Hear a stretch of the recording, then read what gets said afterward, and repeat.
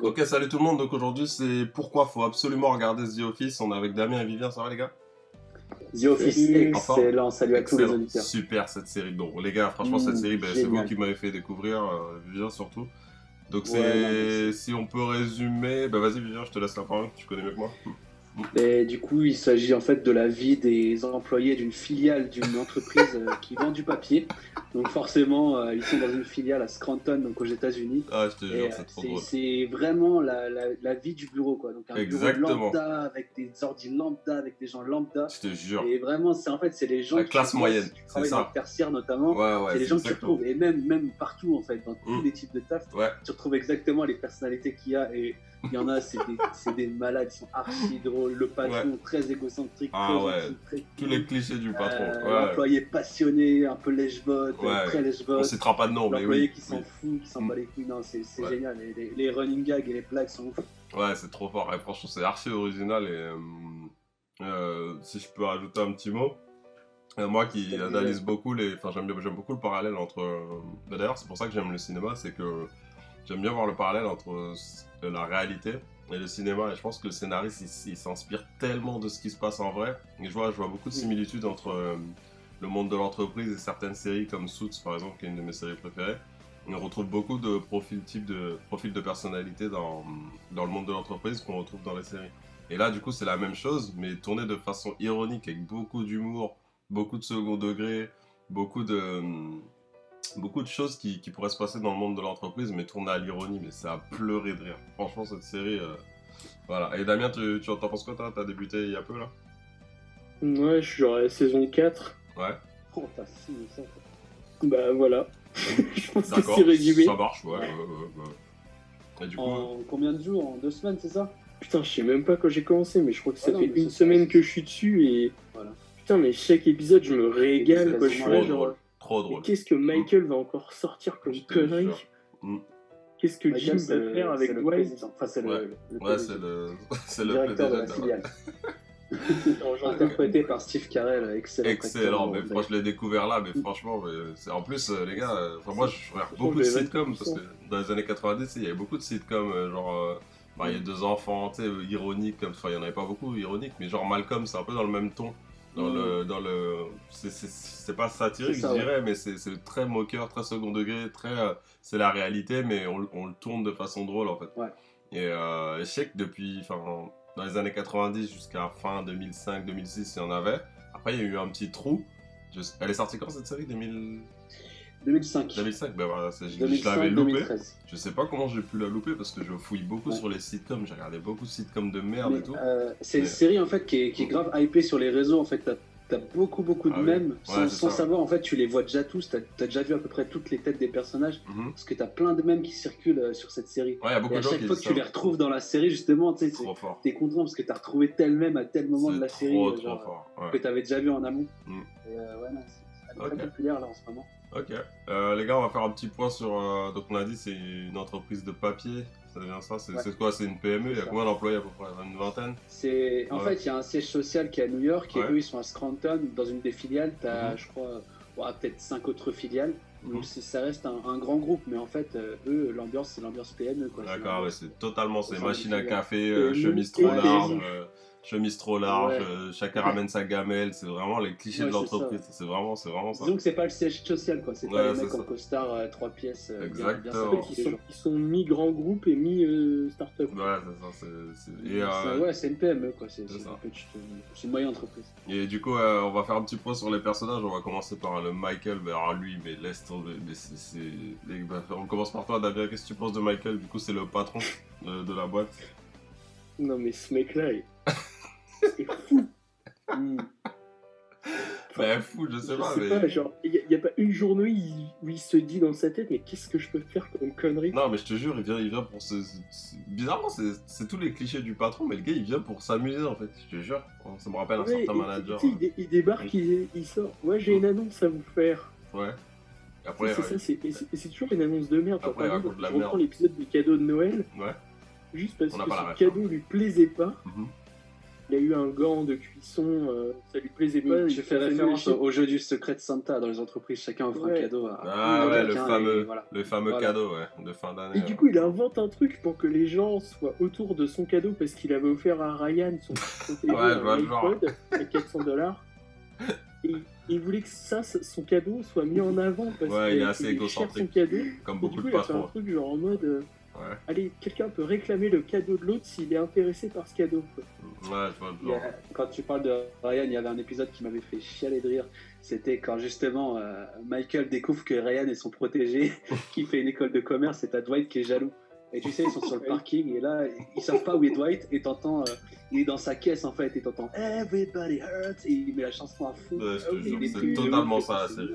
Putain, ce qui m'a fait rire, c'est l'épisode du basketball, parce que tu vois, Michael, il est trop chaud et tout, et puis il va pour défier les mecs, tu sais, de l'entrepôt. Ouais. À chaque fois qu'il tire, il tire à côté, il fait de la merde.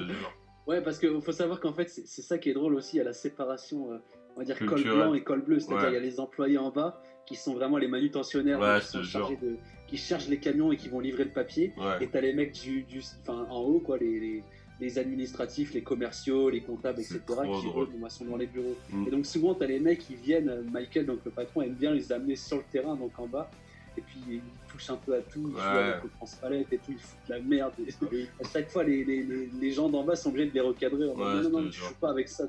L'épisode de la sécurité, Michael, on ne touche pas à la presse, d'accord? Mais non, mais si je veux juste, on ne touche pas à la presse. Ou l'épisode avec les syndicats et tout, c'était archi drôle. Mais ouais, pour revenir sur Michael, moi ce que j'aime, c'est qu'il y a tous les clichés en fait du patron que tu peux retrouver en entreprise. C'est-à-dire que le gars, il a aucune compétence, il est là, il met des beaux costumes, il a une décapotable, il est arrogant.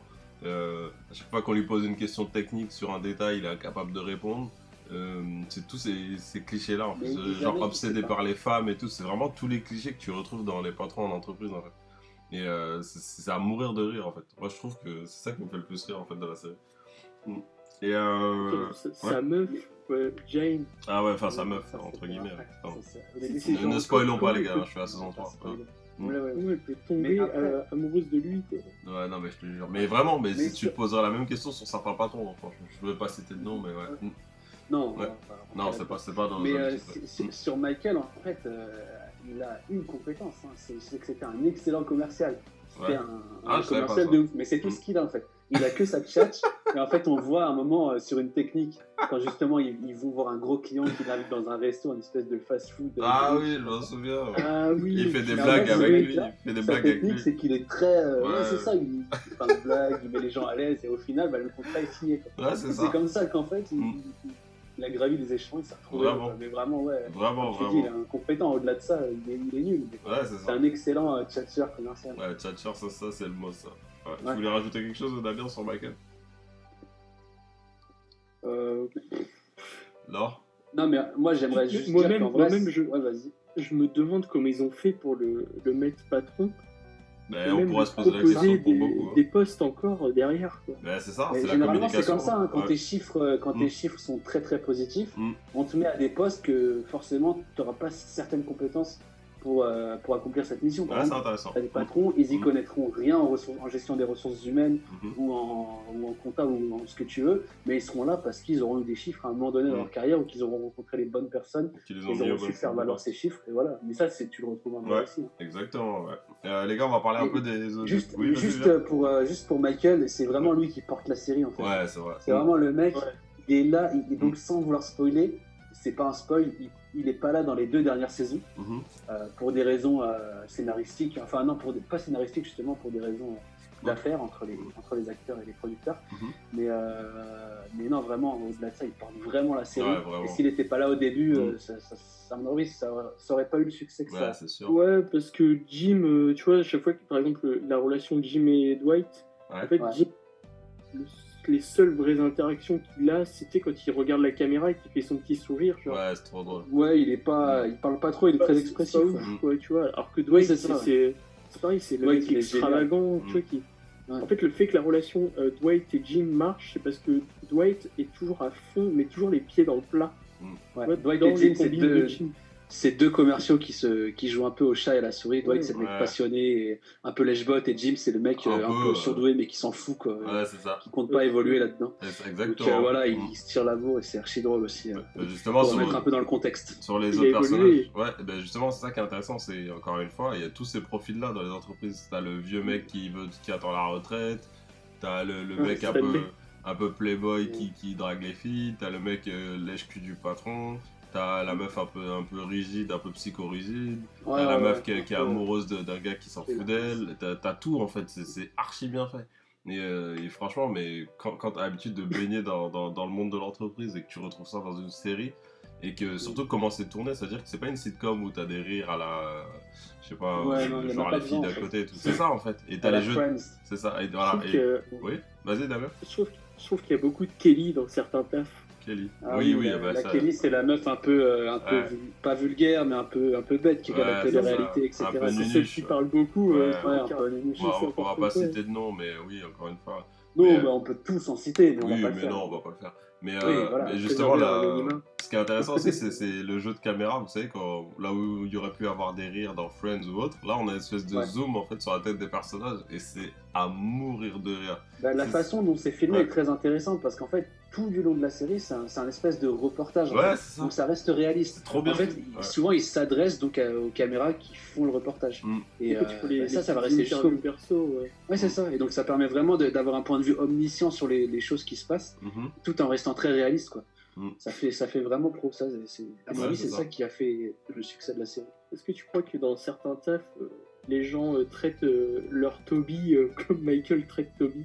Bah oui, Toby, pour remettre en contexte, c'est le RH. Donc Michael déteste le RH parce que justement il le rappelle sans arrêt à l'ordre sur les process qui sont assez rigoureuses, et Michael il aime bien prendre des largesses, comme on dit, avec ses... Exactement. Mais justement, ça me fait penser à l'épisode où c'était la saison 3, c'est le dernier que j'ai vu, où donc l'intro de l'épisode, c'est t'as la patronne de Michael qui arrive, j'oublie son nom, et Jen, elle arrive dans le bureau et tous les bureaux ils sont vides, et lui il a réuni l'équipe dans la salle de réunion, et il a mis un film, il ramène des popcorn et tout, et j'étais mort de rire. Genre le mec il fait regarder, il parle que de cinéma, où il trouve des trucs. Et après elle lui dit, mais Michael, je suis pas sûr que ça a un effet sur leur productivité. Ouais, fait si, après il travaille mieux et tout. Mais si, ouais. J'étais mort de rire. C'est comme l'épisode où il a regardé Le Diable s'habille en Prada et il se comporte comme Meryl Streep dans Le Diable s'habille en Prada. Ouais, il a vraiment imité les... Ouais, je l'ai pas vu encore, mais le gars, il fait du rap, il est très malaisant, il aime bien rapper. Ouais, non, mais vraiment... La créativité qu'ils ont eue avec Dwight pour faire du rap là, devant l'entreprise. Ah non, mais laisse tomber, le gars... Il y a un fameux épisode qui sera celui du parcours, ça sera une intro, et les mecs, ils vont découvrir une passion pour le parcours, en fait, ce qui est saut d'obstacles, etc. Non, et tu les verras entrer dans le bureau, lui, Dwight et Andy, ils vont suivre comme ça, et ils vont sauter sur les meubles, ils vont faire parcours, ils vont continuer, ça va être n'importe quoi. Ça, c'est mythique. Non, mais franchement, c'est trop... En termes d'écriture, franchement, on faudrait avec les gars qu'on enregistre un podcast sur la phase, entre guillemets, cachée du cinéma, mais franchement, en termes d'écriture, c'est trop fort. Moi, je trouve ça trop fort. Vous vous rendez compte le niveau de sarcasme et d'humour que des scénaristes peuvent avoir pour créer quelque chose comme ça, mais... Je trouve ça trop fort. Je pense qu'en fait, tout simplement, en réécrivant la réalité, quoi. C'est ça. Tout simplement. Il n'y a pas besoin de plus, en vrai. Ok, vous avez quelque chose à rajouter, les gars, sur The Office? Pourquoi faut absolument la regarder? Selon vous, Damien, si tu devais la conseiller, tu dirais quoi? Si tu veux rigoler en n'étant pas devant des épisodes à rallonge, parce que les épisodes durent à peu près 20 minutes. Ouais, ça se regarde vite, c'est vrai ça. Du coup, tu passes un bon moment. Moi, ça fait une semaine que je l'ai regardé à peu près. Ah ouais, la saison 4. Je fume ça, quoi. Ok, et toi, Vivien, si tu devais la conseiller, tu dirais quoi à quelqu'un qui veut démarrer? Pourquoi faut la regarder? Tous les petits étudiants là, en école de commerce, en fac d'éco-gestion, en fac de je sais pas quoi, regardez ce qui vous attend là. C'est exactement ce que vous allez voir quand vous allez faire des stages et quand vous allez avoir vos premiers tafs. C'est ça, voilà. En immersion dans ce qui vous attend. Faire semblant de manger. Pourquoi faut la regarder? C'est génial. Faire semblant de manger avec tout le monde. C'est ça. Avoir un petit dress code, mais ça me tue parce que c'est exactement ça. Tu sais, les chemises un peu trop larges, la cravate qui est même pas remontée jusqu'en haut, le gars qui s'en fout, qui attend l'heure et qui se barre et tout, c'est exactement ça. C'est trop fort. Ok, les gars, on va conclure sur ça. Merci à vous et rendez-vous à la prochaine. Avec plaisir. Allez, ciao. Salut.